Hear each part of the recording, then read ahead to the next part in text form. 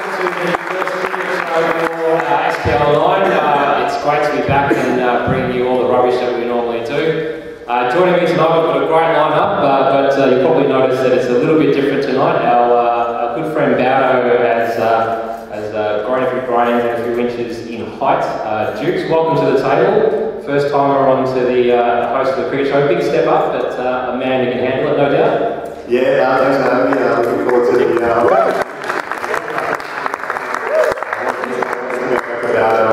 show how popular I am. So thanks for the opportunity and hopefully it can have a few laughs.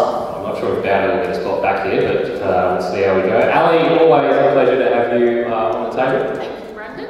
Oh, that's a really good microphone. No, it isn't really good. We'll use yours. I'm very trendy this evening. I'm sponsored by Cotton On.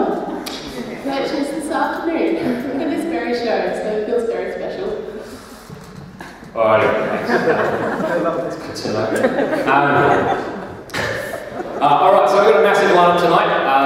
We're going to kick off with a presentation and a wrap-up of the HPL competition. So Pat will come up in a minute and give us a debrief as well as presenting the awards to the winners and the MVPs. As usual, we'll do a wrap-up of the various grades and what's happening in SPL9. The Confidential will be back, spilling all the goss around SPL. We've got a debate, prayers, perfect match, good callback goal. So we've got a massive lineup. Should be a fantastic show. Alright, so without further ado, we'll give a round of applause to Pat, wherever you are. Pat's going to be presenting the HPL awards, giving us a wrap-up. Pat, looking stunning as always. Thanks, Brenda. Pat, just for everyone's context, he's apparently just come from cricket training, and that's how he normally looks from cricket training. Look at the hair, it's just... Yeah. Best with big hair. Sorry? Best with big hair. Yeah. Or just natural good looks. Before this goes any weirder, Pav, tell us about HPL. It's a fantastically run competition. For those of you who weren't involved in it, it ran in the last 3 months. Pav was a huge contributor behind it, amongst others. How did it all go, and what's the wrap-up? Personally, I think it went better than what we thought. I remember actually, I think it was maybe 2 years ago, when it was just maybe during SPL3, SPL4, the boss, Peter and myself, were just casually just talking on the sidelines, and we just happened to throw up the idea of doing an IPL, because that's when the IPL was kind of still a bit new. Everyone was still over the hype, on the hype of the IPL, and we were just discussing how cool it would be if we could just bring it here. And then 2 years down the line, it actually happened. Henry, Pete, Harry, Evan, KA, myself, and a couple of others just helped us out with this, and yeah, the product is what you've seen. It's turned out quite well, I think.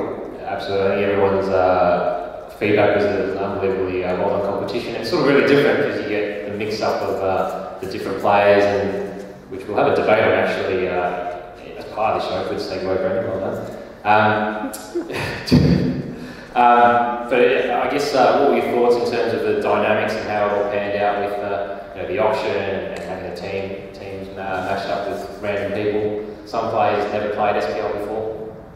Yeah, well, I think before we were going to actually launch the whole competition, the main thing that we said between us was it doesn't really, the cricketing side will be good, no doubt.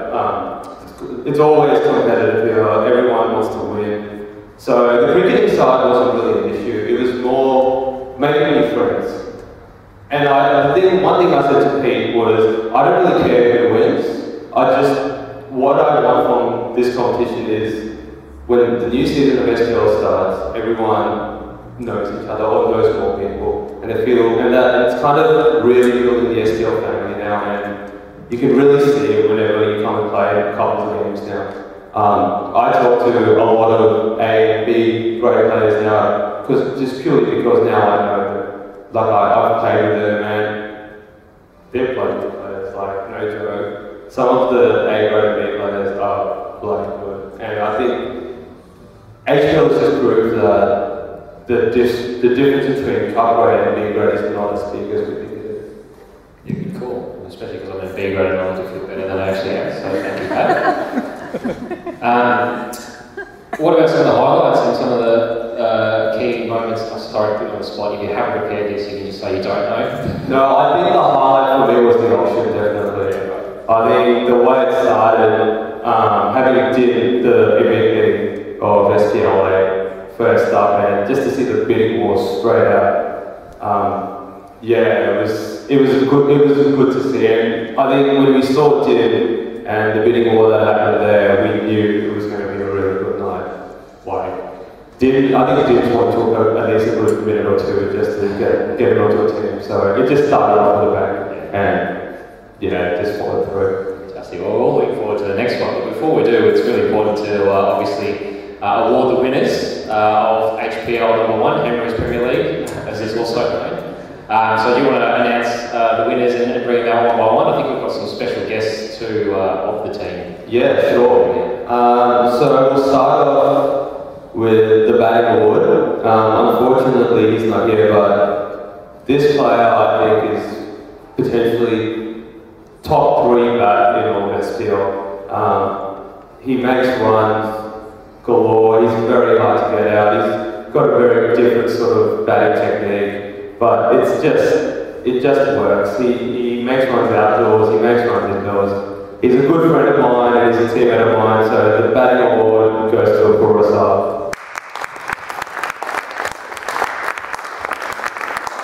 Unfortunately, he's not here, so we can't really present it, but well done, Laura. Wow, this is going to be awkward, this one. Wow. This guy's a star, no doubt. He's very underrated. He's underrated by his own team, I reckon. There are a few guys in the crowd putting their hand up right now, maybe this could be them. Yeah, it could be, but it's not, trust me. You mean rats?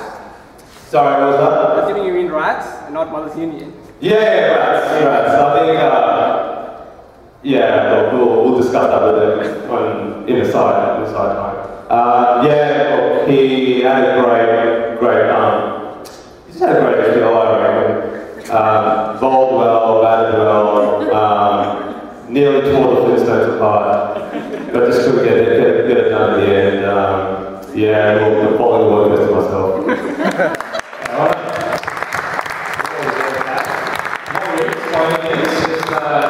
Do we need to ask for a recount or a double check on that one? Look, I genuinely reckon this is a match this moment right now. Like 41-1 and it just comes out of the blue to win it. Look, I'll take it. I'm not going to say no. So did you end up knowing? You told me your bowling stats off by heart. So can you tell us all in how you went? I was actually joking, dudes, but I do know how many wickets I took. So I took 14 wickets. Yeah, I included a 5, 4, 3, 2, 1. Is that legit? Yeah, they're not even on the website. That's impressive. Well, our general manager ordered 2. Yeah, it's always better, sure. So our general manager, Mike, did a great job for us and kept all the tally of our games and yeah. But I knew what she told me as well. So now we'll go to the big MVP count. Surprise, to my own recollection, I had this very differently done.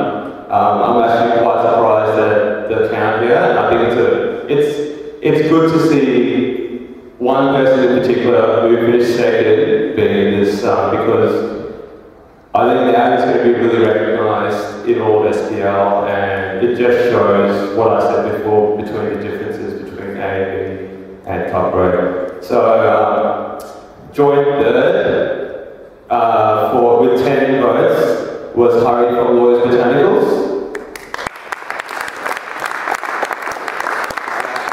and myself from Mothers Union.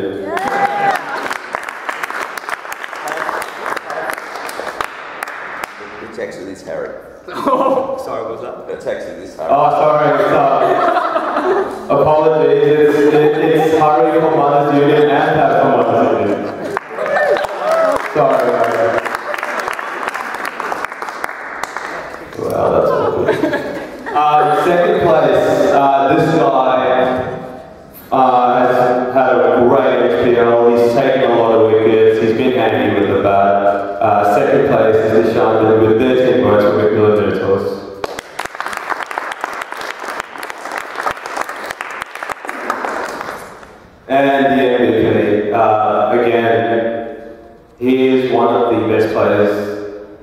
SPL. He's taken the batting award and now he's taken the MVP. The MVP is Apura Star from the Coaching.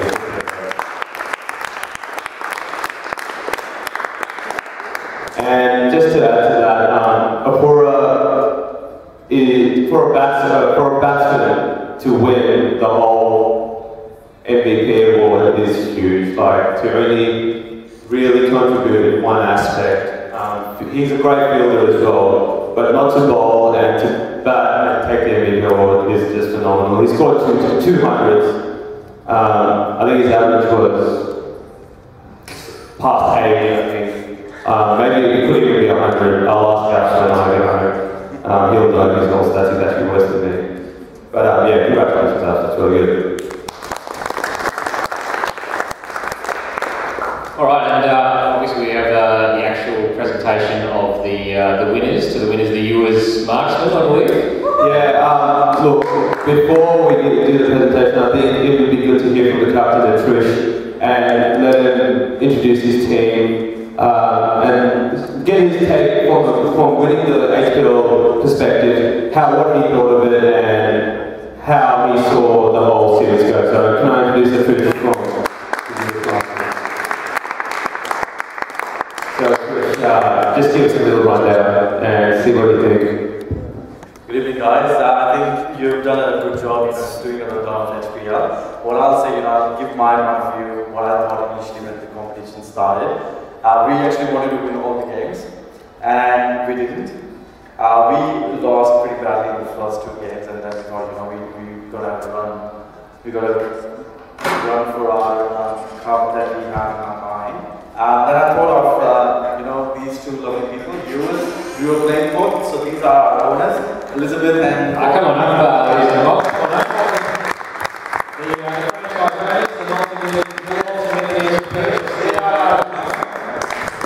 So then I thought of them, we got their name on our team, so we better make them proud, which we did by winning the cup finally. So would you like to say some words on that? I don't know. I have an interesting sporting background. But we've been in this country for a long time, and we're proud that I'm associated with something. I should have brought in the last sporting group I spoke to the football club, and they went down progressively. So we talked about after that, so I've been taking the advice from us all. With respect to the Sydney Club.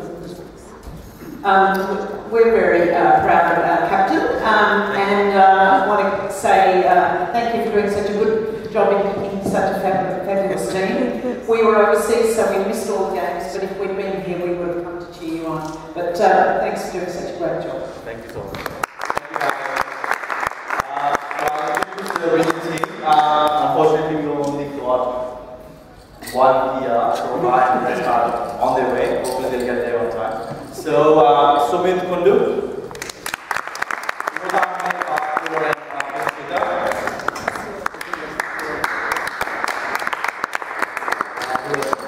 There's a couple of boys coming up. So, yeah, they're on the way, so we can There will be introduce a them couple of today. minutes. We'll take Alright, I'll pass.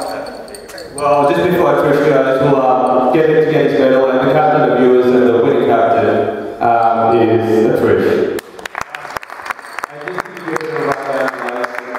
Trish's team actually didn't qualify as the straight-through preliminary finalists, so they had to play 6 games straight.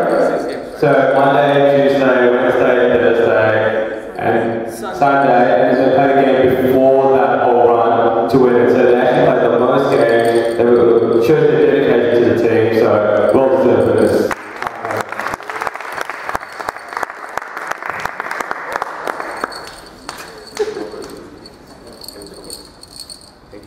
Now, we'll use them for the grand finals. We'll dish them out to the main team members when they're around. Anything else you have to have? Good wrap up. Yeah, well, I just want to say thank you to all the SPL guys. Honestly, it's been you guys that have done it all.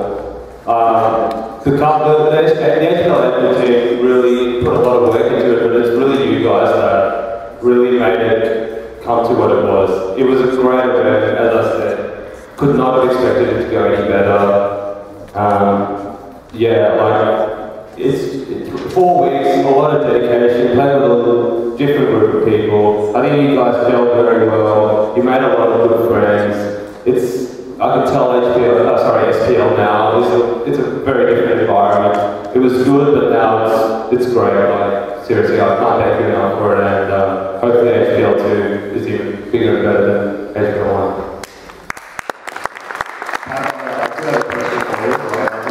HPL, so I got to watch a fair few games from an unbiased view, and I have to say some of the scores were a bit comical.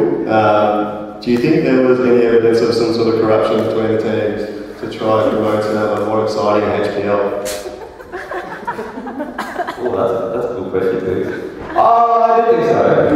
I think just the quality of the teams. It showed that all the teams were quite close. There was no one standout team. There was no one team that was very weak. I think it's just on that day which team performed better, which team really had their heads on straight. And some games both teams struggled, but it just made for an exciting game. So either way, I think it benefited SPL. Definitely, from an unbiased point of view, the game, I think I saw 6 games, I think 5 of them went to the last over on the last wicket, so yeah, really unbelievable. So well done to everyone that participated, and well ran by you in the draft system went well. Yeah, well done, particularly to Pav and the team that organised it all. Thank you very much, and thanks for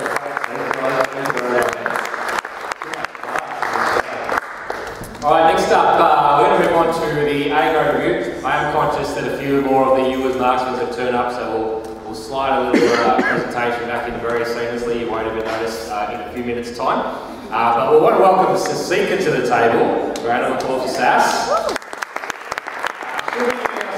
Girls grade review, and looking at what we have to look forward for SPL9 for the girls grade. Looks like you scribbled down a fair bit, so fasten the seatbelts. Yeah, but a fair bit for the girls grade. Well, it's pretty bright up here, isn't it? I can see you guys. Okay, just to start off, I want to welcome the Monash Maidens to SPL. Yeah, we've got the 2 coaches here, very passionate people. Pratik and Artie. Yeah, they really encourage the girls. It's a brand new team. The first game, they were on the sidelines constantly cheering them on. Bit of sledging as well, but Do you think there's some ulterior motives in coaching the girls' team? That's a question. I think you should ask them. Yes. I think we might save this for the SPL Confidential segment. Perfect match. Yeah, or perfect match. I think they're trying to bring sledging into the girls' grade, which is going to make it interesting. Would have been the first one. Just let her do the jokes about Also, the Cougars have decided to depart from SPL. So I guess it's interesting in that way. I guess we've got the Cougars who leave and now we've got the Bandits as well. So it's really interesting, I think, that we've got a fairly new team. So hopefully they will make it competitive. I know that the Cougars had a good run. It is unfortunate how they did decide to leave, but I am aware that Annie, who was one of the, I think she won MVP 3 times in a row, I believe. She might be joining Super Foxes, so good on them. And I've heard that they're also getting a new trainer, so that'll be interesting as well. Do you think there's going to be, so the Cougars were really quite dominant in previous competitions, do you think there's going to be a new dominant team now that disappeared? I think seeing that the Nobles took the cup last season, yeah, well done to the Nobles. They did really well, and to be honest, I think that they're favourites this season again. There's a lot of potential with the Mailings. I think Toshi, she's got a lot of potential. She could even take MVP this season. I also think the finalists have brought a new team to SPL as well. A lot of the girls have left, but we've also created a brand new team. I think one of the highlights is Liza scoring 100, so good on her. It's unfortunate that she's not here, but yeah, she enjoyed that. And I think the wooden spoon maybe some boxes. Sorry, guys. Good call. Yeah. Good call. Who do you think's going to take out, say, the batting awards? Because I know it was sort of cleaned up by Annie in the past. Who do you think these will go to now? Sass. I think Toshi's showed a lot of potential.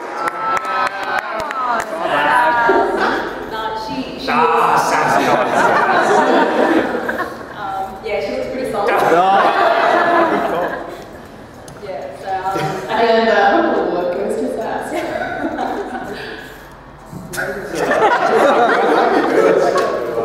Well, thanks for that wrap up. Fantastic. We're really, as you said, we're really looking forward to a bit of a new look girls competition. So best of luck to the girls, and we'll look forward to the next cricket show where we'll have a bit more of an update as to how the teams are going. So thanks to Sass, and good luck to the girls.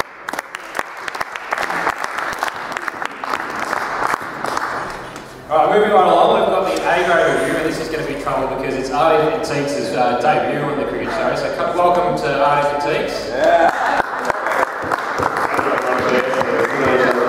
You can come around to this side if you want. Come on up. As if you're camera. Yeah. Thanks. Thanks. Is that a party? Over the Yeah. Yep. We really prepared. We wrote that in 2 days. That's all we did. Well, that's a good start. Now we've got a, that's next. We've got a predicted ladder, sort of I don't know if anyone watches a footy show, sort of a Sam versus Gary thing. So Artie, because he's an idiot, is Sam, and he gets it completely wrong. But for me, I'm told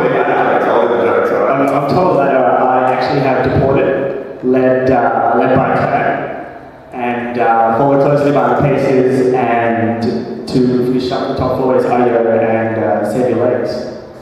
But from last year. Yeah, we're also expecting the Cleveland Boys to drop down to the A-grade next season. After moving to the A-grade team last night, yeah, shocking again. Yeah, the rest of the teams aren't really that important, so we'll just. That does include Just One Bat, who also that's Karthik's team. And yeah, so the Pacers with Just One Bat is a very interesting matchup tomorrow. If you want to see some quality sledging, come down. And there's a couple of interesting games coming up. I'm sure we're trying. I think the pictures have been released. No, there's Save Your Legs versus Ayo, which is actually quite interesting as well. We expect Ayo to take the one out. Save Your Legs had a bit of a rough patch, but. Led by is Darren Sammy. He doesn't bowl that, he just captains the team, so call him Darren Sammy. A bit like Adam Anthony actually from Bowdo. Thanks, mate.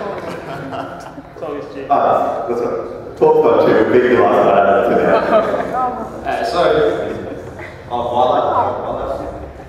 What's your ladder and what's his ladder? We've got 2 different ladders, so we're going to compare them at the end of the season. I see different teams on your ladders.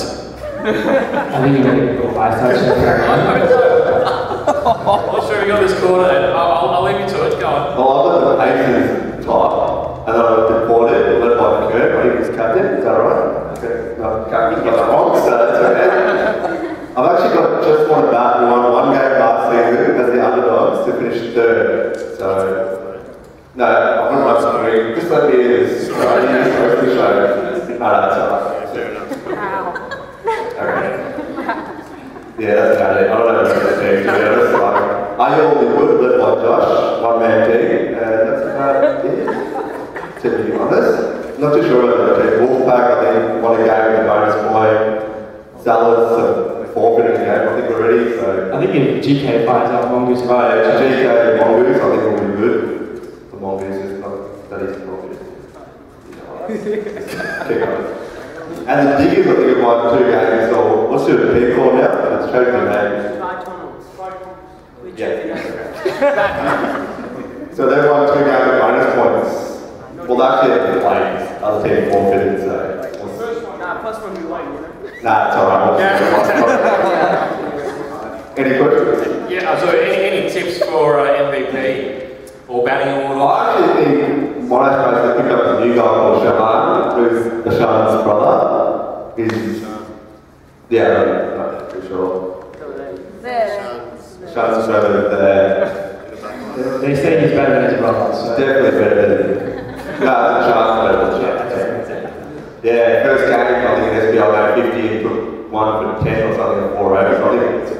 I think who was the way? I think before we got a few good players, Kurt and Diddy, and Nakul as well, so maybe even Ayush, who's the underdog, did a bit of bowl last season, played HPL, just talk about HPL, Ayush was like the one that had to prove something in HPL to everyone, and then he's come in and taken 14 wickets, so I think Pat, you were very lucky to get best bowler. I think Ayush will challenge you next season. Sorry. I reckon, actually, I've got a different part. I think the challenge with the top 4 teams is that the players generally tend to share their votes. So I think Josh from IO actually, not saying they're a one-man team or anything, but yeah, sort of a Matt Prettiest kind of thing going on there. I think he's got a good chance because I think he obviously is the best player and he pulled really high last season as well. So I think I'm going to go with Josh for my MVP, paying 50-1, sponsored by Sportsbet. Good coverage, one of the better reviews we've ever had for Ray, so well done. Round of applause to... Oh, is that it?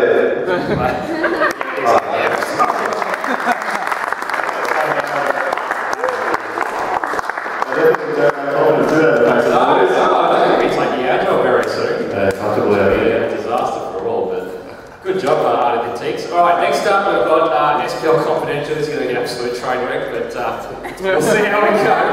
Rosie and I believe a few others are going to do this segment.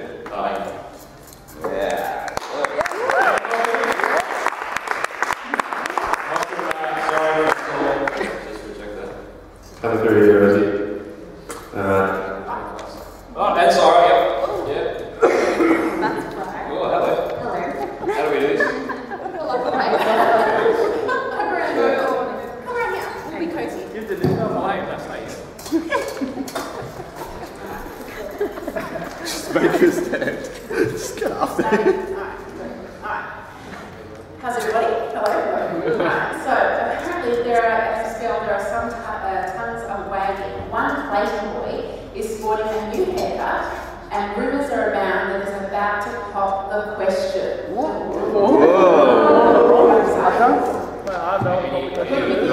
Sorry, James wants to make a comment. I really like to know because I think it's been affecting their performance in the last 3 weeks. So. I think they're in this room right now. I can only do, well, Sean's had the same haircut since year 7.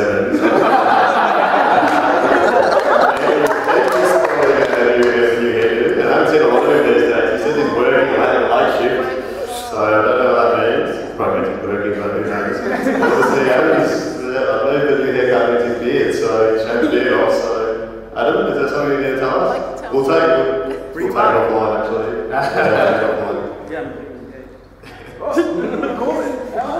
Sorry. No. You got some goss. I do. He's actually in the room.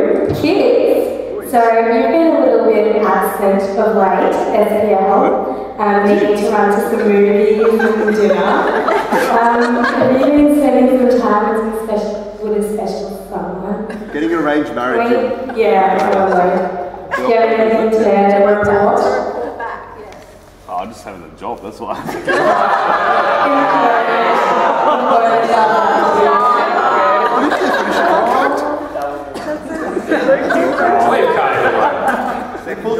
I don't know, mate. That's not to comment, Kartik. If you have anyone, let me know. I don't know who it is. Alright, so just wanted to bring this to the attention of everyone's. St. Collins is having some dog trouble. And if anyone would like a cheeky grey poodle, please see Mike Flynn. The same dog, that's the dog. Yes, good old Dog Lotto. Dog Lotto was a great segment. That was a presentation. Since Dog Lotto, Good community service announcement. We haven't seen him in a little while, but an SPL favourite, Tim Buddha Hunter, is going to be a daddy. So, I'm not really sure how it actually happened, but I'm very pleased. He's not the only one. He's hung around SPL for far too long, and if you hang around SPL for a very long time, you apparently become watch out for those long-term members here at SPL. Something's in the water. So SPL is going to open its new grandstand. People say it's the same column stand, others say it's any stand, and there's some people lobbying to name it the B grade or HPL winners stand, but personally I think it should be the no ball stand, clearly. One win. Sorry. We just go that's all I got. No. Right, this is a little bit of girl gossip. The Super Fox is a building. There's 3 new recruits that have been recruited in the last 2 weeks. And this will see the SPL Darlings unveil a new feisty lineup. Yeah, and let me just say, as part of the team, we're going to be super attractive and we're going to have great uniforms. So. What colour? I'm not sure. I'm actually saying this. Is this going to be like a tactic of yours to distract your umpires? Okay.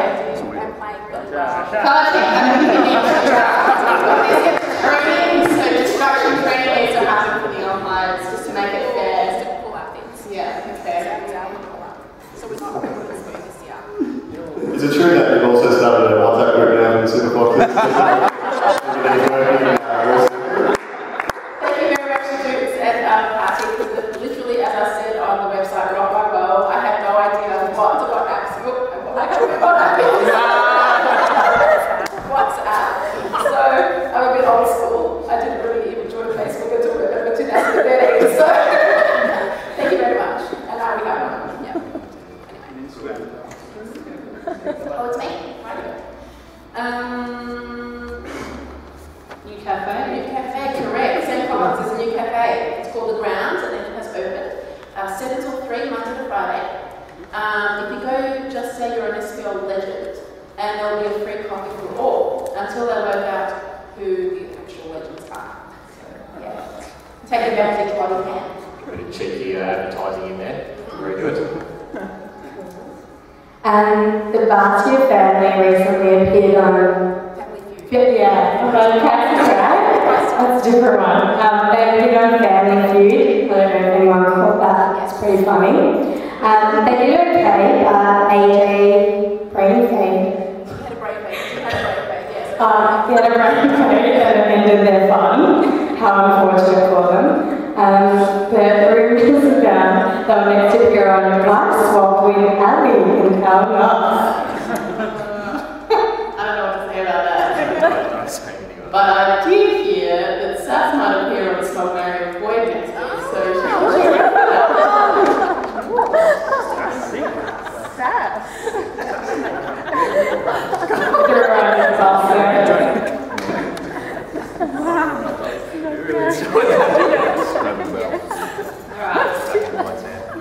The hottest new cafe in Melbourne is said to be doing deals for those going on Tinder dates. So, and apparently their favourite dish so far is shakshuka.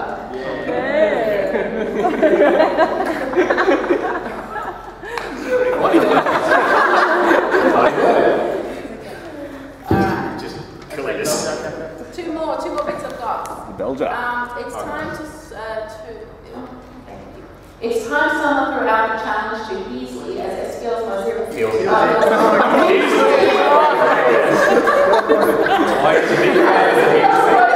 Big shout out to Heasley who's watching at home. On your Heasley. Apologies.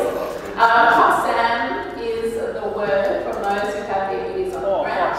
We'll watch this space with interest.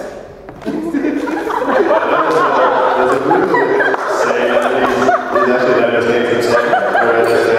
So he'd be my shooting. Absolutely amazing eyes, amazing jaw, solid with this man. Hey, oh my god, you should totally do the Bachelor for next year. That would be so much fun. Sammy. Yeah, right for the Bachelor. Should there be an SPL Bachelor? Well, people are too cheap to do the match, so I don't know what's going to happen. Warm them up, right? We have to work on that one. I think Dukes is putting his hand up for being the Bachelor. That's hilarious.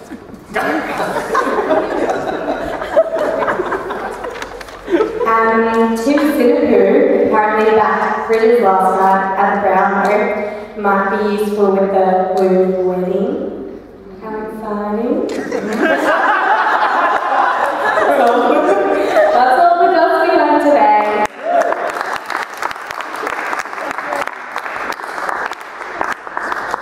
Alright, I'm going to slowly deviate from the plan. We've got a few more guys from the U as marksmen, so I want to bring Rob and Liz up, as well as Pav, to present the remaining awards to the team, and Trish obviously.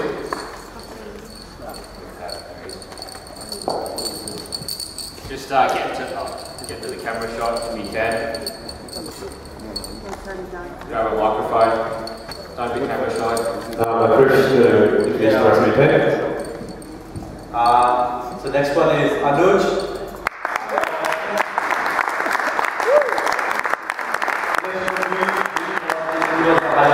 1.4 million.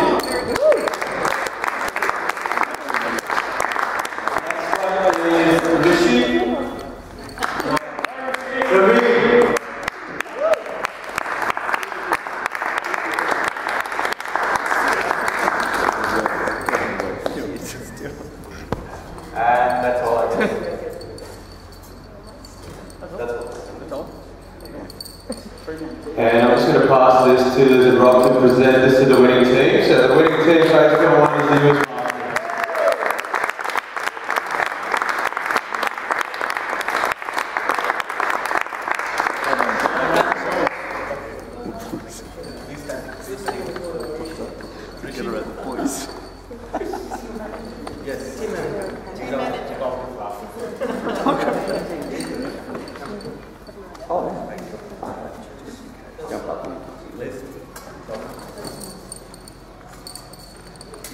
Just talk amongst yourselves, or you just take a photo.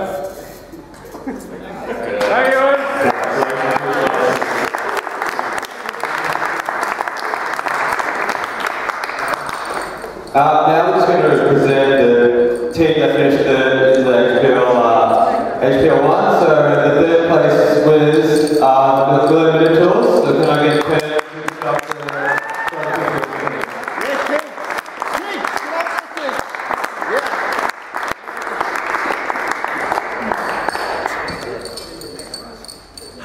You want to say a couple of words to what you thought? Yeah, definitely.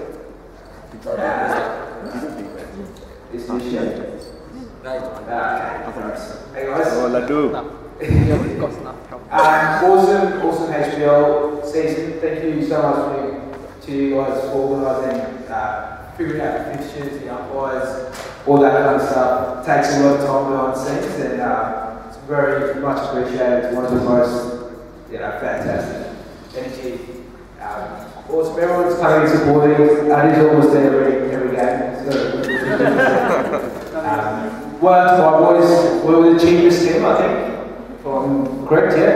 And it's not a cheap team. So, I think that was an achievement. To finish third, being the cheapest team, yeah. Well done to everyone. Pratik, Ish, I think everyone that played made runs, took wickets, and it was awesome fun, yeah. Thank you again to you guys for organising such a cool event. Well done to you, marksmen, for thrashing us and winning. No worries.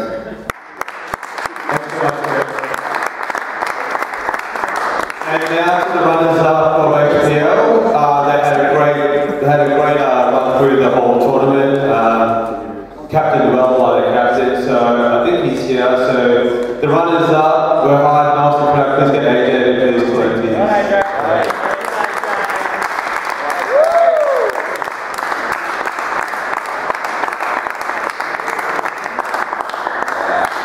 Just a couple of words, AJ. Just like thank you guys for organising it. It was very well done, especially the auction. And well done to you guys for meeting us, I guess. Everybody's well too.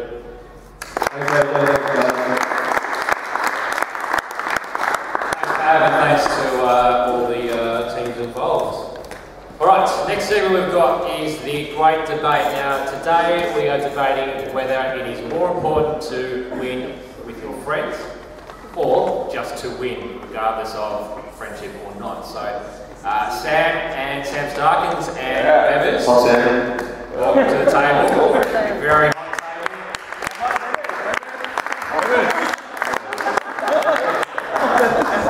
Get around him. Oh, this is interesting. There is a material on him. Sam completely unprepared. Now, Sam, tell us which side are you arguing for? Arguing for winning. Are you arguing that winning is more important than friendship? Yes. Members, you'll obviously be the converse, so I'll leave it to you and you guys can take it away. Start. I don't know why we debate this topic. It's pretty obvious that we play cricket to win. There is a result at the end of the game. People want to win. I was umpiring a game in HPL where it was pretty evident when it actually came down to it that winning was important to people. It was a tight game. It was pretty heated. A lot of words were thrown around at the umpires, at the other players, and it was pretty evident at that point. You know, a lot of the camaraderie and the sportsmanship and, you know, friendship was thrown out the window when it actually came down to winning the game. I think it's pretty true of actually where we had cricket. We have winners and we have losers. If you want friends, you can play a game, you know, like swimming or something. Winning is a very important part of life, part of sport, part of what we do every day. You want to obviously strive to be the winner, not the loser. However, I believe it is not the be-all and end-all of sport or life. I agree with you that in the game and during the game, it was the hour and a half or an hour and 45 minutes. There was a lot of all the sportsmanship and all the friendship and camaraderie was thrown out the window, and that just shows the passion of the people here. But it's an hour and 45 minutes after all. It's not your life, it's not the rest of your life, it's not your sort of the time you're living in. Friendship will always be number one. I believe that friendship will always last longer than relationship. I think the fact that we actually have premierships is testament to winning. And so if you look at something like the Australian cricket team or national cricket teams and teams that you have, the people that go into those teams, why do they go into those teams? They go in to win. They don't go in as mates. Your mates, you know, you don't call up your mate to the Australian cricket team to play. You call up them to win and to do the best that you can to get the result. Right, if I agree, they go to win, but when they win or they lose, they come out as mates. I think if you look at something like Kevin Peterson, really interesting a few weeks ago. Considering Kevin Peterson and Kevin Yeah, Kevin Peterson. And looking at his relationship with his teammates and the success that he's had as a cricketer, I think it definitely shows how important, in terms of cricket, winning is, and what you can achieve if you set out to do that rather than setting out to make friends. It was interesting, he showed on Facebook or tweeted or whatever about his time at Derbyshire and saying that this is probably 3 or 4 weeks ago, that they couldn't win, they couldn't be promoted up into the next county championship, so he decided not to play anymore and wouldn't play in the remainder of the games. And he copped a lot of flack for that from the media, saying that that's not why you play cricket. But I think it's pretty evident that actually winning is very important in that sort of sense, that drives him to play. And he's very successful. I think if you look at actually, when you take it to the end point and say people play cricket to win or play sport to win, and you take that to the very highest level, people are there to win, not to win friends. Yeah. But you've got a great argument. There's no doubt in the argument. I mean, Kevin Peterson did exactly what you said he did, but would you rather be remembered for how poorly you acted off the field just to be successful on the field? Or would you rather be remembered for, say, someone like Steve Waugh, who is now just known as an all-round, I mean, Steve Waugh, Glenn McGrath, at the Aussie cricket team, they are known as champions on and off the field, and that was because of the way they had themselves up. I would argue the point that Steve Waugh was not a champion on the field. He was a champion on the field because he won. Don Bradman was a champion because he won. Don Bradman, from all reports, was a horrible person, horrible bloke. But Australian society doesn't recognise him for that. Pete, you would know. Steve Ward, stuff as an attitude never say die.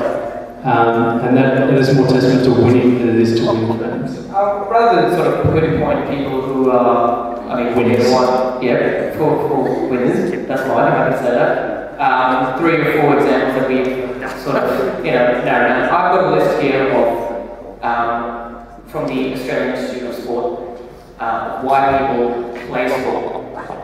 And the number one reason, this was all the members of the AIS invented this sort of survey, and the number one reason was to have fun with their friends.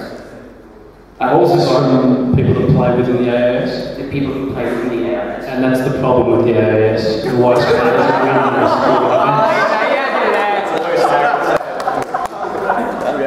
What was the second point? Second point was? I've got a list of reasons for why people stop or drop out playing sport or competitive sport. And one of the reasons that I found quite strange, I had nothing, I couldn't understand it, but I looked more into it. They are made to feel uncomfortable.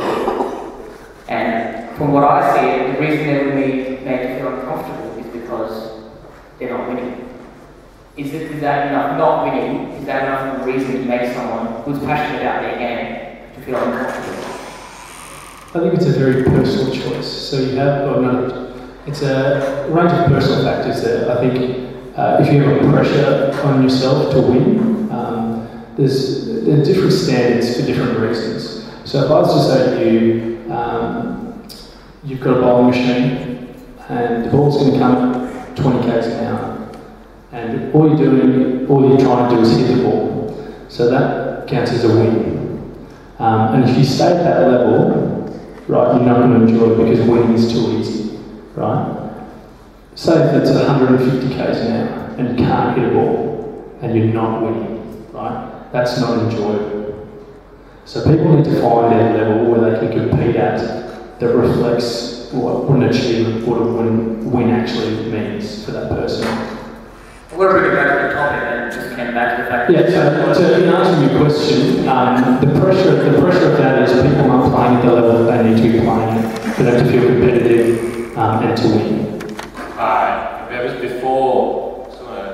Before you guys punch each other's lights out, opening up to the floor, I think a few people have different comments. We'll get a few different opinions. People's questions, comments. I don't know, maybe teams. I have a question for Vet. Is it not true that the Storm dropped a player to get Penny into their team? What's the friendship there? I'm not sure where you're going to take that is 100% incorrect. We've not dropped anyone at all, anywhere, along the history.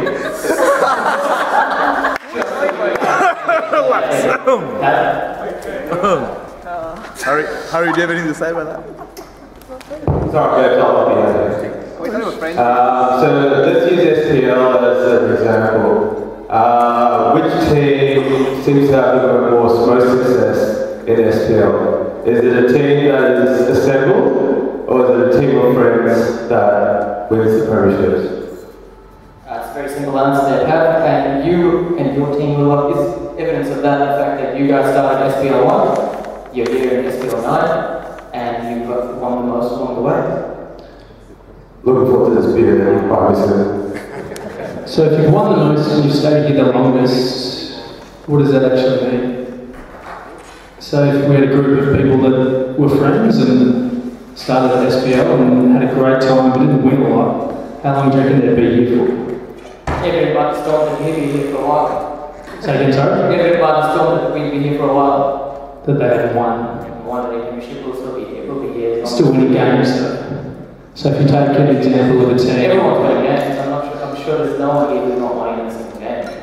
Yeah, but... Sorry. I said everyone's winning games.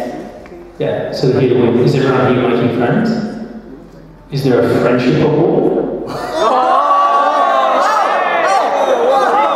So we just do a presentation for friendships of each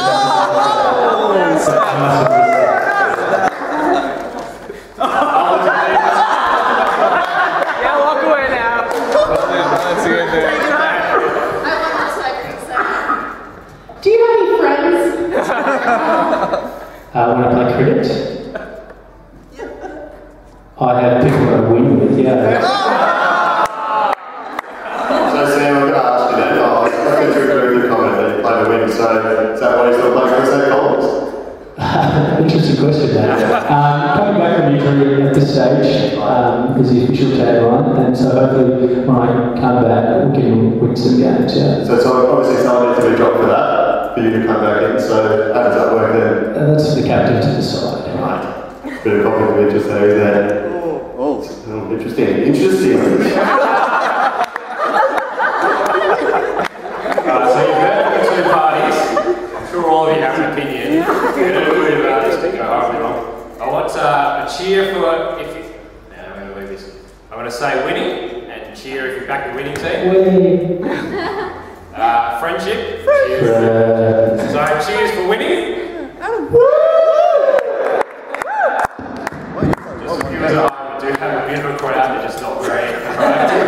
There are people here. We're not just talking to ourselves. Cheers. Let's try that again. Cheers for winning. Sound like a bunch of winners. Yes. Cheers for friendship.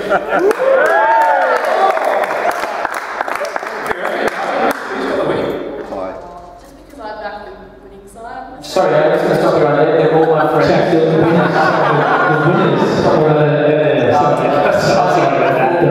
Back the winners. They're all, every single person here is my friend, and to be honest, it wouldn't affect me as far as if we won or not. Good note to finish on.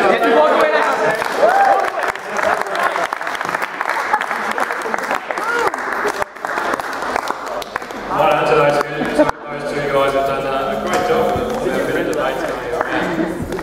Alright, so we're just going to have a bit of a reflective time now. So we're going to have 5 minutes of prayer. But before we do that, so Ali and I will be praying for the group and a few different things. But before we do, I just want to explain a little bit about prayer itself, and sort of along with this season, we're trying to, as most of you know through Tuesdays, we're trying to sort of introduce you to some of, or answer some of your questions about Christianity or faith and spiritual stuff.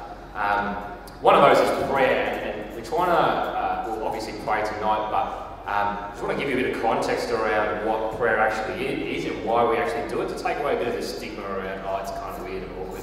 I kind of just need to down my head and listen. So I'll spend the first minute just explaining sort of what the purpose is, and hopefully that makes it a little bit more less awkward for you, either for those of you at home or just to understand sort of what prayer is. So for me, and again this is my point of view, different people will have different opinions as to what prayer is. For me, it's just it's like talking to a father. So our belief is that God is the Father, so it's like talking to your dad. And some people will pray by saying, dear Dad, I really hope you're listening to me now and I need some help. It's about a two-way communication. So it's about talking to God, just an open channel that I believe I've got with God that I can use to speak out when I'm struggling, when I'm happy, I'm sad, when my life's not going so well, when I'm looking for a girlfriend, get through exams. That one hasn't worked so well, God. But it's absolutely anything or everything you want it to be. And you can actually pray for things like, I want a girlfriend, I need to get through, maybe not I want a girlfriend, but the opportunity to come up, but exams or just little things in life. And sometimes for me it's just about talking to him and just sort of having however long, 5 minutes on the train or wherever, just to reflect on my life and how my relationship is going with him. So as I said, it's about anything we want, and often prayer can be quite formal, so you can have more sort of intense sessions where I sort of, you see prayer groups where they're holding hands and really getting into it. That's for some people, it's not for others. We'll have a few different ways of doing it. Ali will pray probably a little bit more formally tonight. She's got a few notes written down in the Bible passage. I'll pray more informally. I guess the point I'm trying to make is that it's open to anyone. It's accessible to anyone. You don't have to believe in Christianity. You don't have to be anyone or anyone. You can just sort of stop for a minute, just think and just talk in your mind to God. Just say, hey, these are the things on my mind. It would be great if you can help. And I encourage you to use it at home, or if you've got prayer points that you want to bring up on a Tuesday, by via a contact card on our website, talk to anyone, encourage you to use it. But I guess... And then can I add something to that as well? It's also a way of praying, not just for yourself, but for other people. There's lots of things I think we've all experienced where things are happening and we don't have any control over that. You know, things that are happening overseas in the world, maybe our families away from us, and it's really comforting to know and that there's somebody else looking after them for me. I don't have the power to do that, but you know, God does.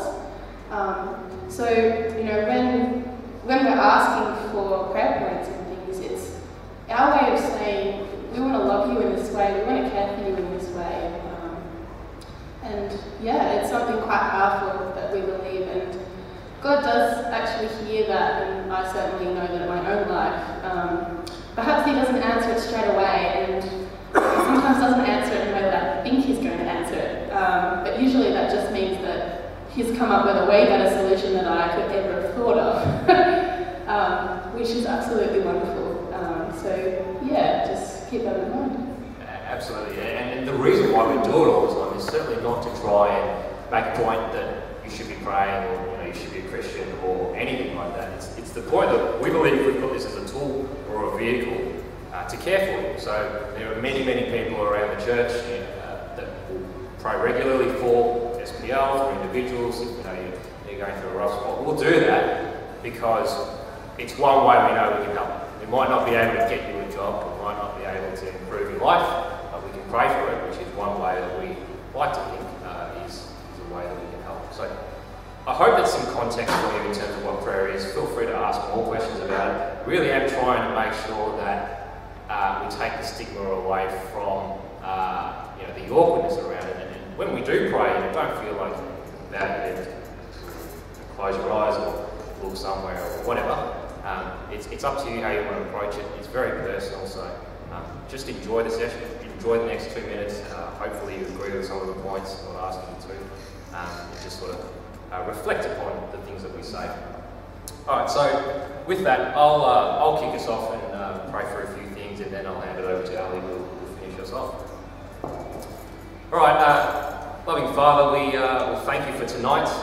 It's been so far a very good evening, and so far it hasn't been an absolute mess, so that's a miracle in itself, so we thank you for bringing it all together. And Lord, I want to thank your being a part of the team, part of our team, the SPL team that have guided all of us, particularly obviously myself, Pete, and the guys around who have been from the start with SPL. Thank you for being on our team and giving us a direction for the last 4 or 5 years in our lives, and also with SPL. It's so humbling to be a part of something that we've built physically, but you know, we've built with your direction and with your guidance, and we are here now, 4 years down the track, in an amazing position with amazing friendships that we could never imagine. Lord, I thank you for the fact that I get to talk about God to these guys, and that they're not, you know, judging or criticising, that it's an open forum, that we trust each other, we've got open relationships, and it's a real credit to your work, and we thank you for the fact that you keep on guiding us and helping us and showing us the way forward.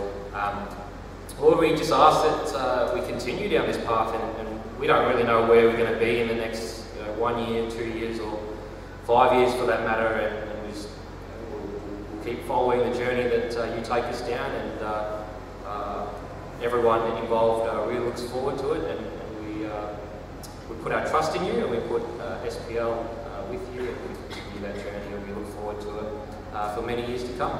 Amen. Heavenly Father, we commit to you all the massive things that are happening in our world at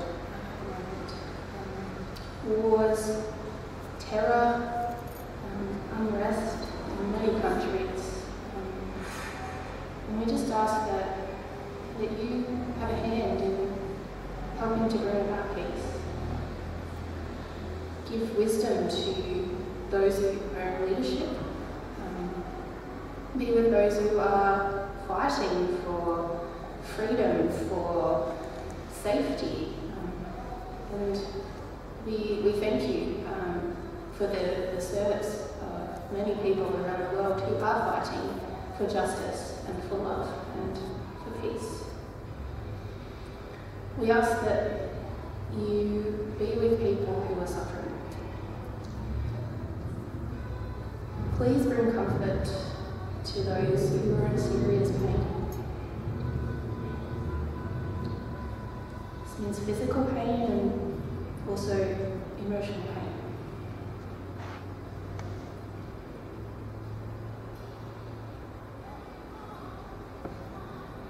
We know that you know what it feels like to experience pain and loss and grief. And we thank you that you care about that.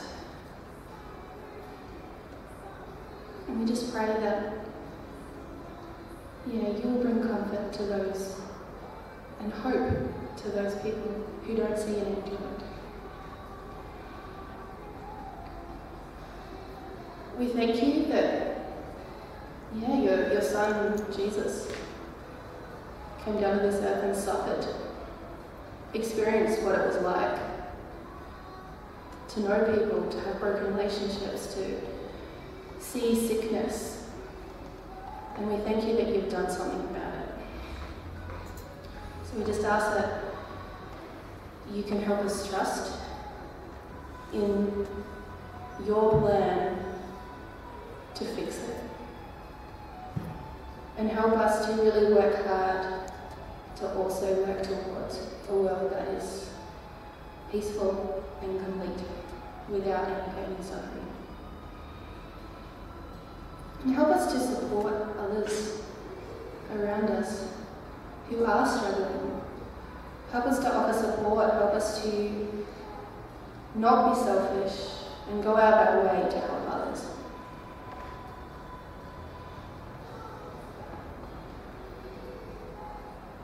Father, and I'm just going to read from the Bible here, what you tell us about prayer.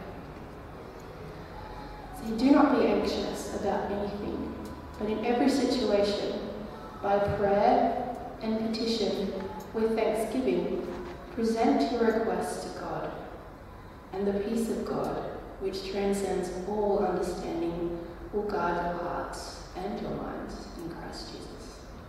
We pray these things in your name. Amen. Amen.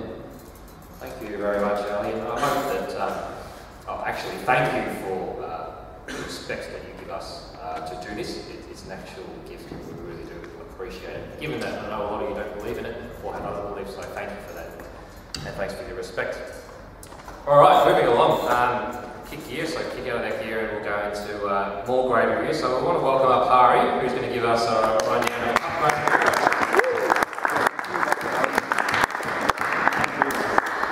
Welcome to Hari. Come on, deliver.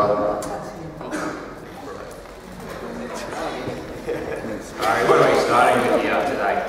Upgrade or B-grade? We'll start with the B-grade reviews first. Upgrade is a bit more interesting right now rather than B-grade. So we'll start with B-grade. So we have 9 teams in B-grade this season with, I guess we have 3 new teams in MHS 2010, South Conway. Highway Troopers and Batsman and Robin. Yeah, Batman and Robin, yep. That could be the best name in SPL, I reckon. No, they actually Batsman and Robin. That's brilliant. No, it's not brilliant actually. I think we need to stand for names, yeah.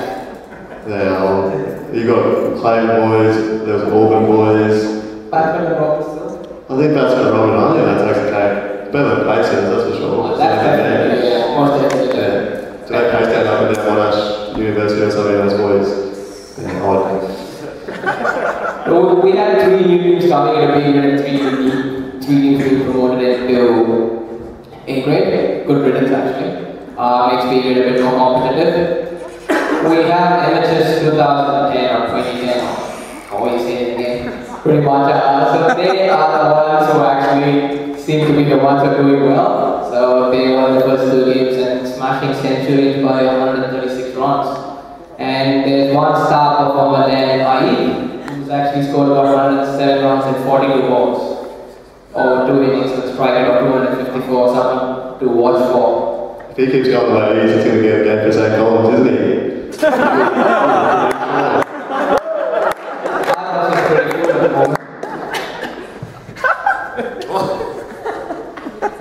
Good call. Next comes 12th man, who surprisingly have actually started the season off with 2 wins. That's surprisingly, yes, most definitely. You take a bit of time for start winning, but this time they started with 2 wins of 2 games, but don't be surprised if they lose the next 10, so that'll be fine. And they're doing well, and they should hopefully have a chance to win the B-grade Premiership this season if they matches to 2010. Go the Dodgies. Yeah, the Dodgies. Tell us about the Dodgies. I'd like to know. I think they're the second team now, so how the Dodgies going to go? Actually, I wouldn't put Dodgies in the wooden spoon. Dodgies, I consider they actually won last night, surprisingly. I think that's the first win in like 20 games. 20 games. Yeah, if I'm not mistaken. So, but finally, Leeds got to bring things and recruited some youngsters in Shinan and Saga, and I think Sharon's dropped out, so they're younger than Pete, definitely. So, with Mike Smith coming in, they have doubled their percentage of wins, so they've been from 1 win out of 20 to 2 wins out of 21, so that's good enough. Good stuff, sorry. Harry, given Pad's excellent review of HPL and how close and all the quality of the players coming from B-grade, do you think there's going to be some poaching happening onto the higher grades? Most definitely, but it depends on which players are loyal to their teams and which players want to win. I guess that's the debate we had between friendship and winning.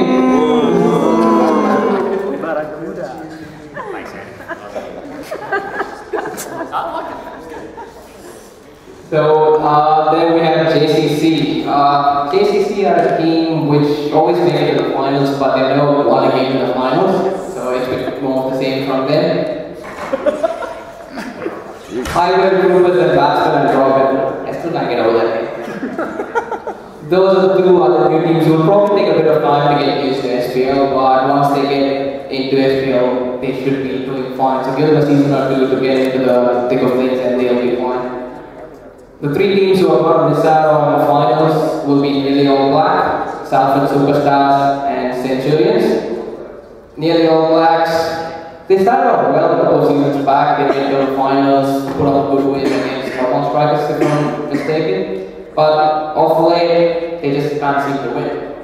And Salford Superstars, I think their record's worse than Dodgy Brothers. Salford Superstars only 1 out of 30. Yeah, there's still 1 team worse than Dodgy Brothers, yeah. And Centurions, what does actually Centurions stand for? I'm assuming something to do with 100. Yes, that's what Centurions stand for, yeah. Because it's always surprising because I don't think they've been 100 in the last 10 games. So.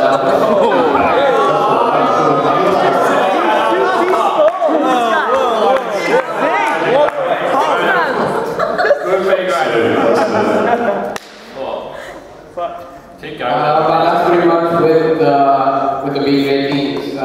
Expect MHS and 12 men to play in the grand final and probably take it. And for the MVP will have to be Aib from MHS. So probably watch out for him. Maybe someone can push him. Maybe Clayton West can use him. Considering they have 1 out of 3 this season. Yeah, thanks for coming on, Harry. I still have enough way to go for.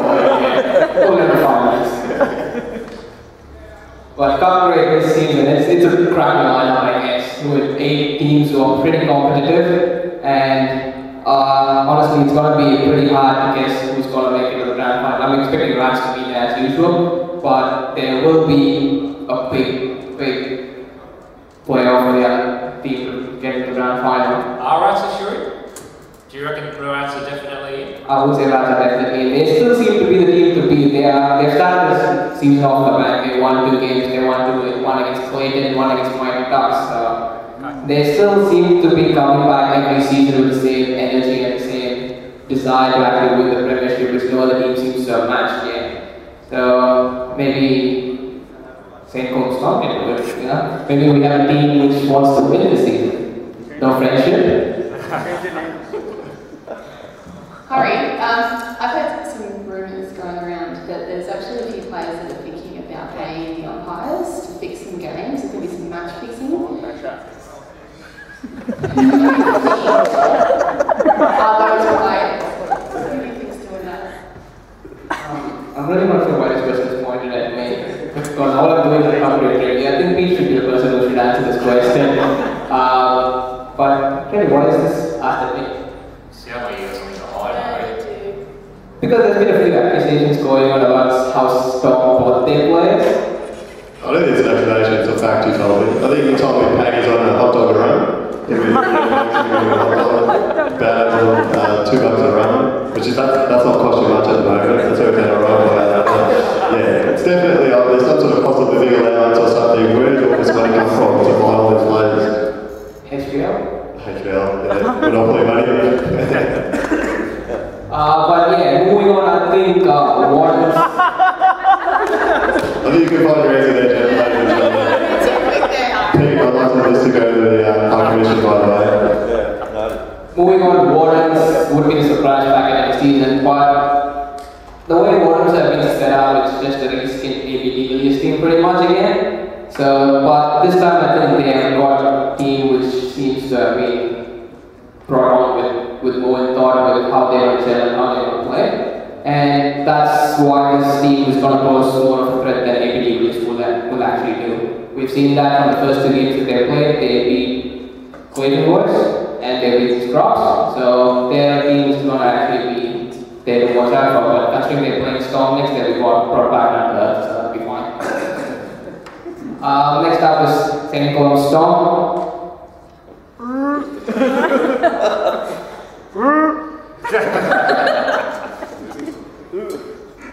We've got good players here. It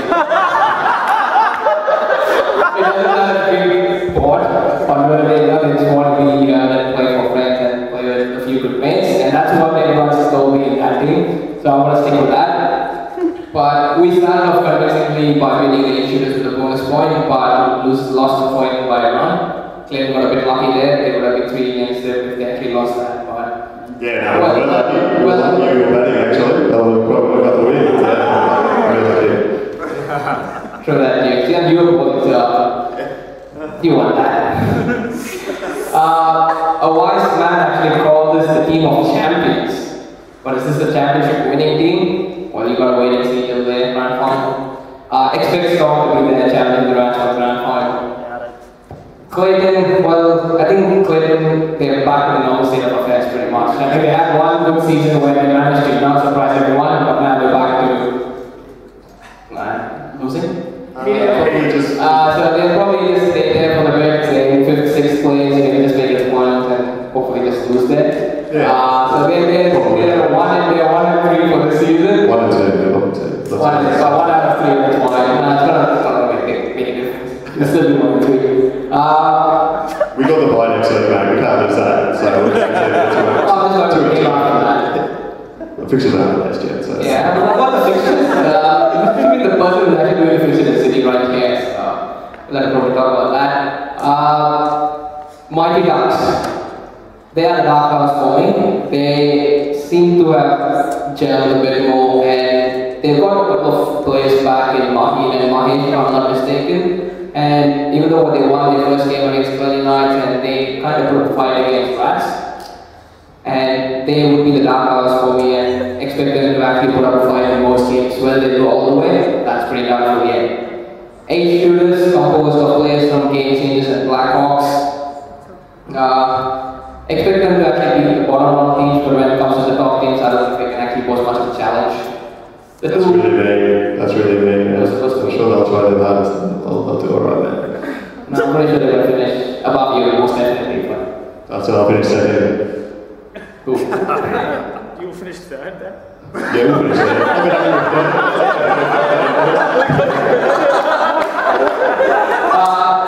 Finishing up the 2 biggest teams in the company would be very nice and Scrubs. I'm assuming each team will just get 1 win and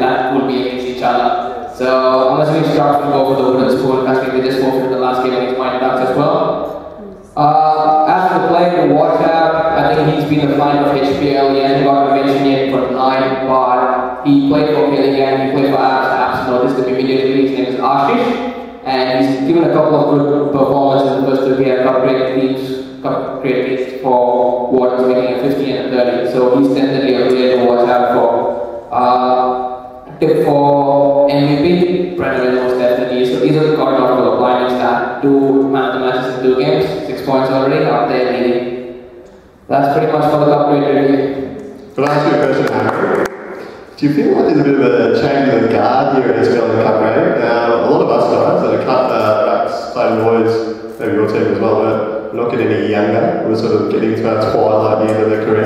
Are you feeling like there's going to be a change in the guard? The Monash Pacers, they're quite a young team, and Mighty Ducks are quite a young team. Do you think in a few seasons we're going to be talking about those teams more than the aforementioned teams before? I'm pretty sure Clayton and Rats may fade away, Storm will still be there. But Mighty Ducks and Monash Pacers would be the team to actually look for in the future. Expect Mighty Ducks to win a premiership, most likely in the next 3 or 4 seasons. If they stay together, stick together, they play the way they've been playing. Finally, they had a good outdoor indoor team in Oxford, so if they can bring the spirit here and they can get adjusted to the SPL, trust them to win the premiership in the next 4 seasons. Yeah, nice one. We'll be in Veterans League one day, won't we? We'll be in the over 40s every second Saturday. People will start thinking about Veterans League, by the way, that's going to become a reality. Alright, Ari, thanks for a cracking review of Cup Grade.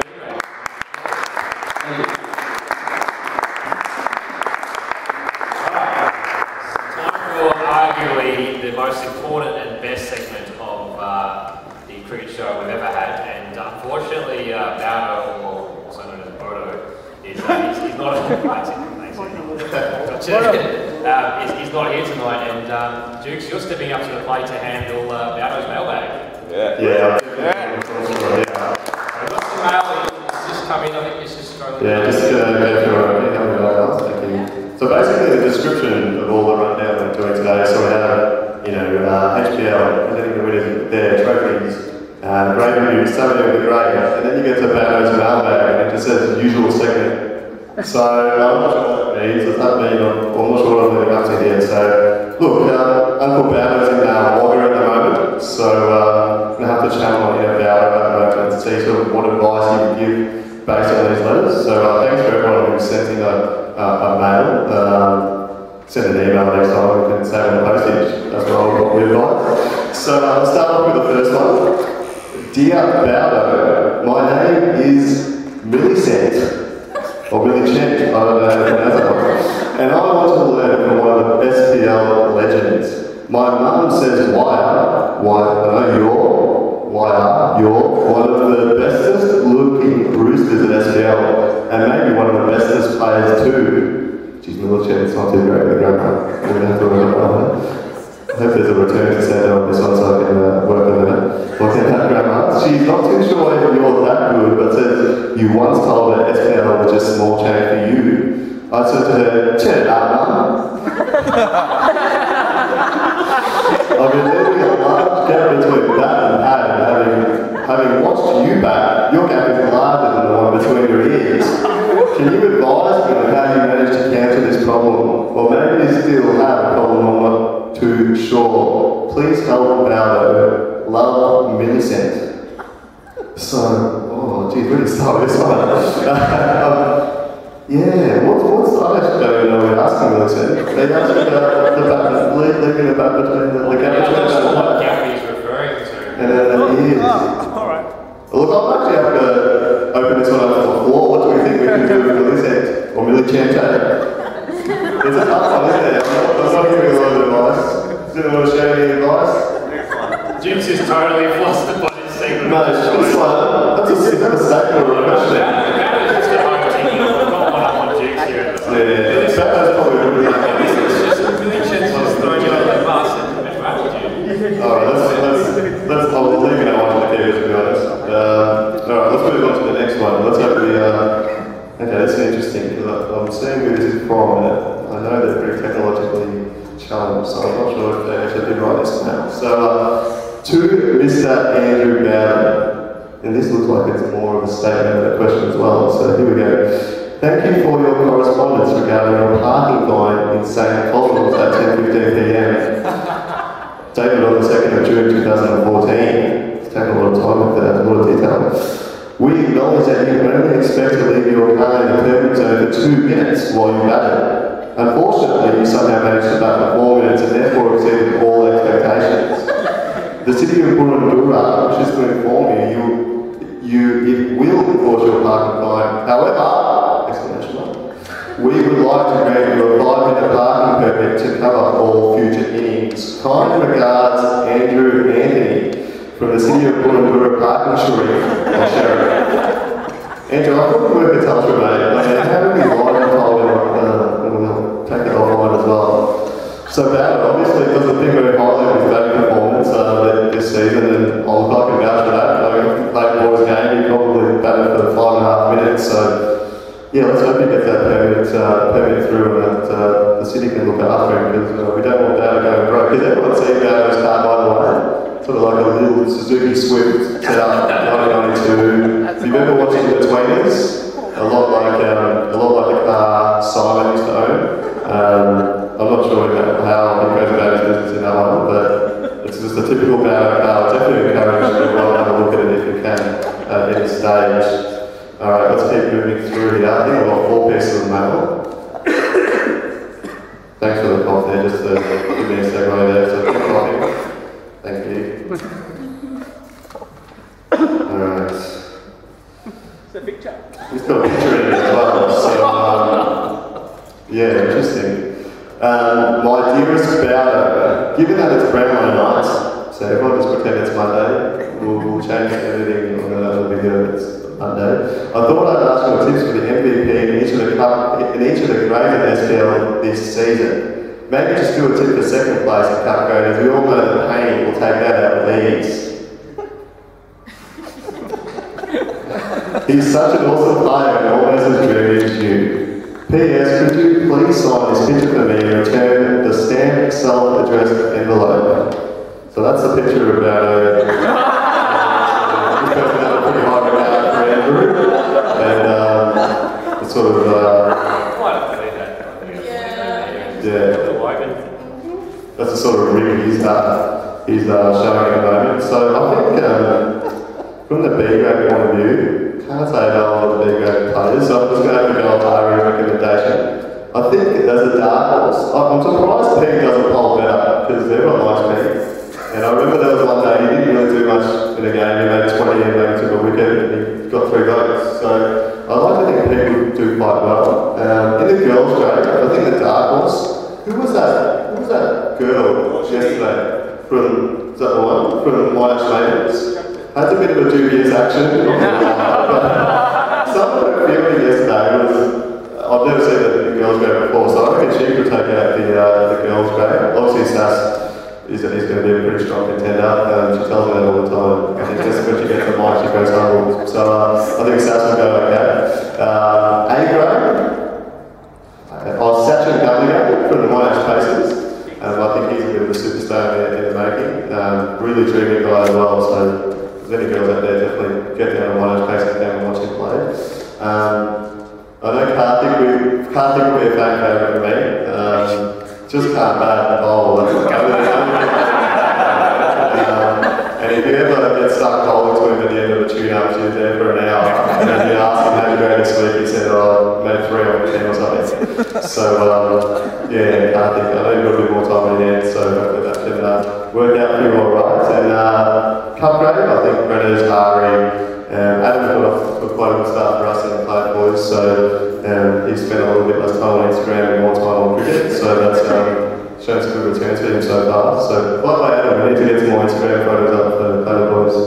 Yeah, take that offline as well. Alright, final letter. Interesting. I didn't know this about Bowdo, but once I read it, Dear Andrew, Lisa, Bowdo. So, there you go. Keep that one, obviously. Frankie here. Frankie, so obviously we're on first name basis. What you said about girls didn't work. I think, so he spelled that with an F-I-N capital. I'm not sure where this bloke from. I must be from Adelaide, sorry. I think I've noticed your profile on Tinder. I've copied it, but I get more interested. But I bet I've copied it, but I bet I get more interest than you, Mr. Bowdo. I'm not sure about your advice. By the way, were you delisted by the Cute Boys? Because I saw you play for the Storm, Frankie. Look, don't know what Tinder's about actually, so it sounds like a pretty interesting app. Yeah, we'd like to know more about how Bowdo's going on it. I have read a little bit about it, so it's all obviously based on books and shallowness, and that's more we're Bowdo's got a great personality, and from what I've heard about Tinder, that you can't explain your personality over a picture, so perhaps Bowdo's got to work on that sort of picture there to get the girls on Tinder. But is he with someone at all? SPL Confidential. I'm not interested to hear your opinion on whether anyone here tonight has a Tinder. Oh yeah, Andy. No worries. Please inform us. Or people that should have Tinder, or who do have Tinder? Or people that should have Tinder? Sean, are you on it? Not yet. Sean, you should be on it, just like a fast bowling sort of pose. Petite. Yeah, you go right on Tinder. I reckon. Yeah. Pete's also put his hand up, he's on Tinder. Pete? Oh, yeah, all age groups, Pete.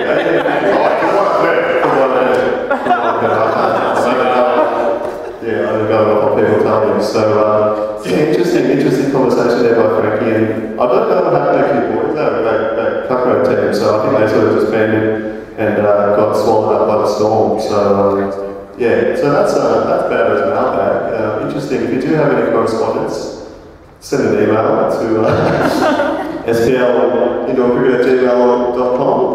Yeah, do that. Yeah, I think we'll create an account for that in the future. So, yeah, Bowdo's Mailbag.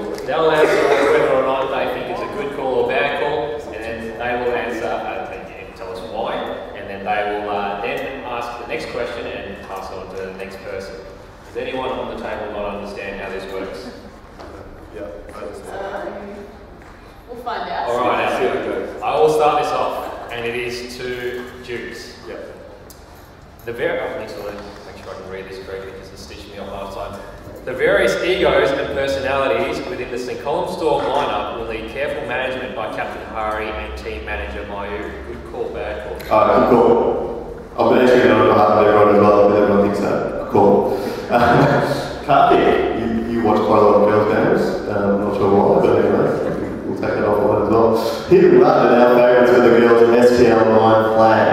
The Cougars are resting, no balls are complacent, and finally are perennial bridesmaids. Good or bad call?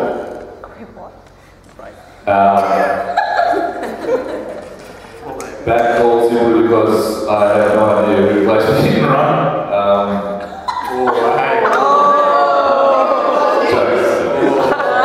I think that's a bad call. It's still going to be hard to beat no balls. They haven't played some, but I think I'll still get the job done.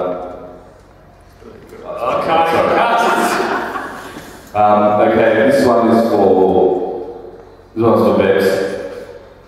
SPL admin has heard by not promoting Monash cases to upgrade. Good call, bad call. Good call. Good call, because it's not just about skill, it's also about a level of maturity that you can bring to the program. And by two members of my education that I have We put the fun in SPL. Yeah, so I'm going to stick with mine. That's a good call. Yeah, that's universal. Yeah, read the next question. Thank you. MHS 2010 will get to the cup grade before either Batsman and Robin or the highway troopers or dodgy bones. Good call, that call. I'm going to put that to Brenda. Bad call. Yeah. No, good call. Good call. The Dodgy Brothers, so we're saying that those guys won't make it to Cup grade. So that's a bad call. Who's MHS? MHS is terrible, and there's no way they'll beat Batman and Robin or the High Vale Troopers. Did you even speak, Brendan? Nah, good call, really good call. Seth, the Monash Maidens represent. Oh, hang on, this is politically correct. The Monash Maidens. You're reading this question out as well. This is the last time it was Bock Hill, and now it's not cool. The Monash Maidens represent China. That's funny, isn't it? The Monash Maidens represent China. We have the Chinese national cricket team playing at SPL. Good call, bad call. Sass. Be very careful. Chinese people know kung fu.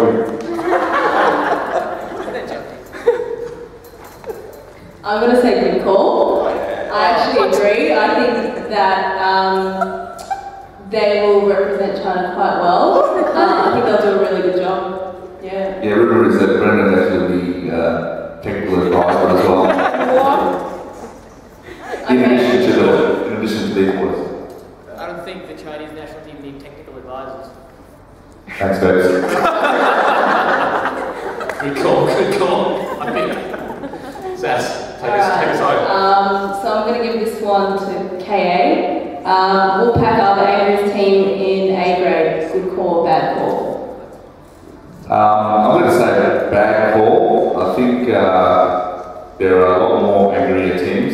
Probably just on a bat would be the angriest team, given we lost every game last season. Never won, so yeah, that's bad call. Next one. This one is for Ellie because she's just been sitting there quietly. SPL results should be posted in the Herald Sun on Monday. Good call, bad call. Good call. Come on, this is a great competition. It should be announced to the world, or Australia at least. Alrighty, Chooks, this one's for you. Every SPL side has a big, dumb, silly opening bowler.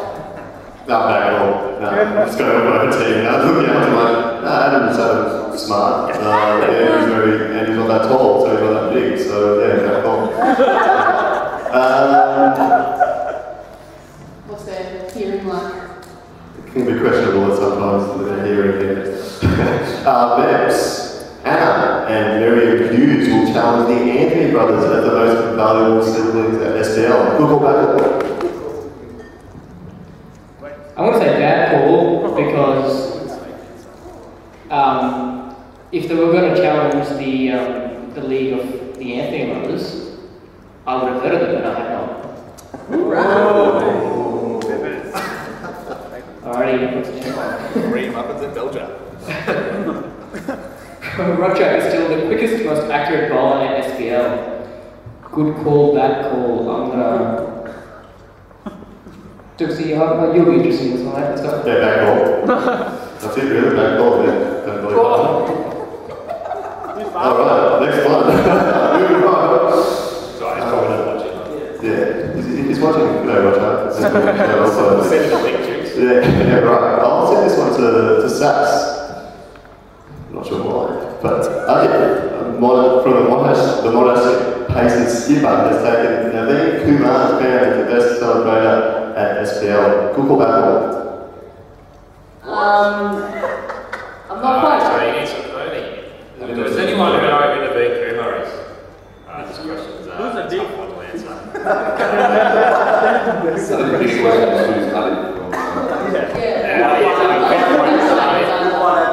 a terrible call. Terrible call. Naveen had the best celebrations ever. Did the airplane up and down. It's like a fun party. So if you want to picture it, same sort of statue, it was just way better. Sorry, Kate, that's not true. No, so I'm going to say good call, because I think Adam is a pretty funny celebrator on the field, especially with his Costello speckies. Pretty entertaining guys, so yeah, I'm going to say good call. Just go out already. Pretty everyone's on the test. Perfect match. Bowdo is a ripping cafe. Good call or bad call? Never been there. Yeah, I'm gonna get that sound for this one.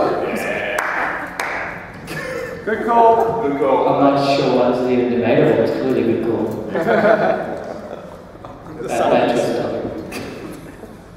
All coverage sides should be wearing uniforms now. Good call, bad call. Can I put this out to the panel as a whole? I just want to hear everyone's opinion on this. Alright, just went through all the segments, sure. Go, Cardi. Good call. I think the cup grade is the pinnacle of our competition, and like all indoor competitions around the country, all teams have uniforms, and I think it's really good. It shows unity between teams. So you're definitely uniforms for me. Look, I'm going to say bad call based on the statement of saying a cup grade is a pinnacle of SPL. Excuse me, girls grade. Each to their own. Yeah, good call. Definitely agree with that one. Good call. Bad call. Like, uniforms cost a lot of money. Alcaro doesn't want to pay reserve for HPL. He had trouble fronting out. I'm just looking out for you, mate. It's about all this money with SPL today. I have no money for HPL. I have no money for HPL, let's be honest. Like, the uniform that they've got at the moment is pretty terrible. If they want to pay for another uniform, you can hardly call that a uniform. I think so. Yeah, back. You have to save some money for players. I'm going to say bad call. I think it's authentic of SPL to not have uniforms. We've never made it a compulsion like other indoor centres. So I like the fact that the fine legs went 2 seasons or 3 seasons without needing uniforms, and we still did really good. So it does show uniformity, but I think it's authentic. And By all words, just say that in uniformity, right? Yeah. Unintelligent for you. Hang on. We just ruined the system because of all this answers. Sohan is a very brave man. Good call, bad call. I'm going to say Dukes. Oh, yeah, good call. Definitely that guy going well. I think Sohan was the guy that at the train, was it Parade? He saved, he sort of jumped onto the train tracks just before a train arrived and rescued a lady who fell into the tracks, and it was on the news as well. Kudos. Yeah. Fair enough. Good on you. So, yeah, good call. Oh, jeez. Send this one out to Brendo. Dim has the sexiest car of all SPL players. Good call, bad call. I need some more information. What car does he have? So he drives a Toyota, what's those little munchkin sports cars? X86. X86, yes. Pretty sexy. Carding's car's pretty good too, though. Carding's got a pretty good car. Bevis is got a right car department too, but you can't, bad call, you can't beat like that. It's just the sexiest, most manly car that 26 can come by, so. Alright, Ali, finish us off. Monash Pacers have won 11 games on the trot. This is the longest streak in SPL history. What? Monash Pacers have won 11 games on the trot. This is the longest streak in SPL history. I feel like this is either a yes or no, Pete. Nothing cool about it. Well, we did have a streaker in here before, didn't we? So I'm going to say no. I think the streaker did a better job. Thanks, everyone.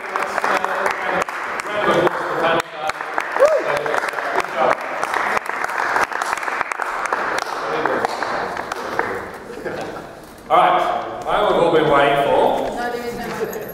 Oh, what? Oh, right now it is always ruined him. Well, that's an anticlimax. Panic now. Rosie, what are we doing? What are we going to do? We're just going to sit and have a chat about who... Call him up. Oliver? Just call him up. Oh, call him up. There is no game due to the lack of females. No, I don't buy that. We're all the single girls in SPL. Seriously, the child constantly everywhere he goes to the car, they tell me that they're single girls here, and I'm going to report this up. Someone told me girls go, Ellen, are there single girls in SPL? Hardly wants to know, all the single boys want to know, I'm joking. But, Alright, Belger. Yeah, I know, the lovely. There's not going to have any customers this week. It was meant to be a double date, unfortunately. We're going to double his profit this week. We're going to double thanks to the double date, but that's not going to happen now, unfortunately. Alright, so you're going to have to stay tuned for Perfect Match. There might be some brave people, and hopefully for the next cricket show. Next season. Very good. Next cricket show, which will be in a month's time. So watch this space. People just need to get a little bit more brave, and hopefully we'll. You'll be single forever. Fantastic. Alright, well, really good second, Rosie. Round of applause for Rosie. I think we need to all, I think this whole perfect matching, I think we're not really trying to set you up with anyone, so let's just try to help Rosie out. It's going to be a bit of fun, just going out for a lunch, it's not going to be the be all end all, it's not going to be like going to a curry night party, some dodgy bloke tries to do something else. So just a bit more of a calm down a little bit, just lunch. So let's try to help Rosie out.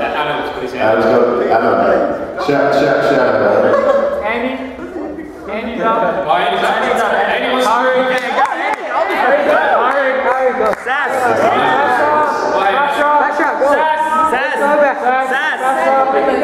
Let's go, Sass. Yep, Alright, so Harry and Andy, you go to the date to the Belger.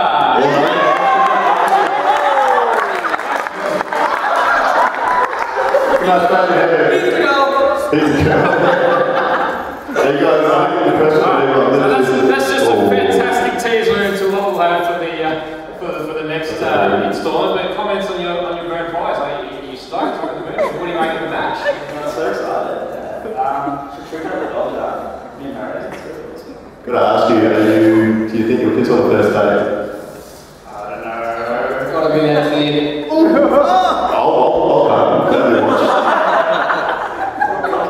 Do you think you'll have a salad instead of a big meal just to sort of make it look like you're looking at your physique? Typical girl. Nah, I'll let you go. And I would have any special sort of moves to put on your lady to help progress the situation? I think it's pretty easy to get to. I don't think that's 2 steps backward from it. That's right. Well, there you go. I feel like we're going to get some privacy, so I'll let you go to your night and spend the night together. And round of applause for the. Alright, so we will have a perfect match, hopefully next time. Sorry that it didn't happen.